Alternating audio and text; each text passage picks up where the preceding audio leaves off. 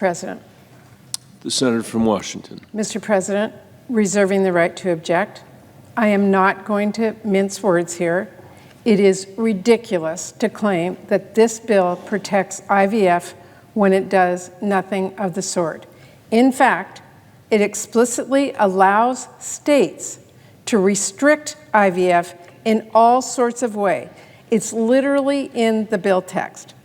Remember, it did not take state lawmakers in Alabama passing a ban on IVF for clinics in the state to suspend services. Under this bill, there are a million ways Republican-led states could enact burdensome and unnecessary requirements and create the kind of legal uncertainty and risk that would force clinics to once again close their doors.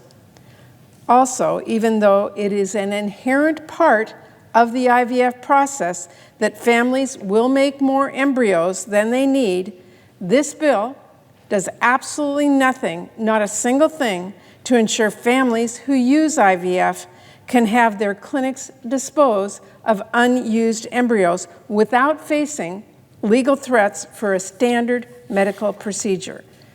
Instead, this bill completely ignores the matter of what happens to frozen embryos in order to appease Republicans' extreme anti-abortion allies. This was intentional, and it leaves the door open to a lot of chaos. So this Republican bill really is a PR tool, plain and simple. It's just another way for Republicans to pretend they are not the extremists that they keep proving they are. Meanwhile, there are bills some Republicans are pushing for right now that would enshrine as a matter of law that life begins at conception and that discarding unused embryos is essentially murder. Senator Cruz himself supported a personhood amendment to the U.S. Constitution.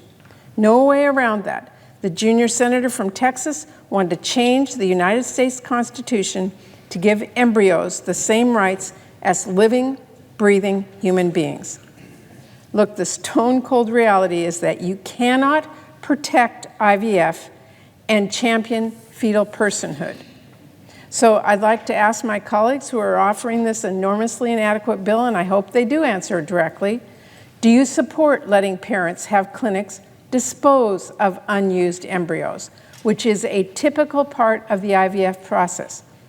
Or do you support fetal personhood, which by its very nature will throw IVF access into chaos? Because until they clearly answer that question, and it's a couple simple ones, all the claims of supporting IVF will fall obviously short, just like this bill does. That's why I object.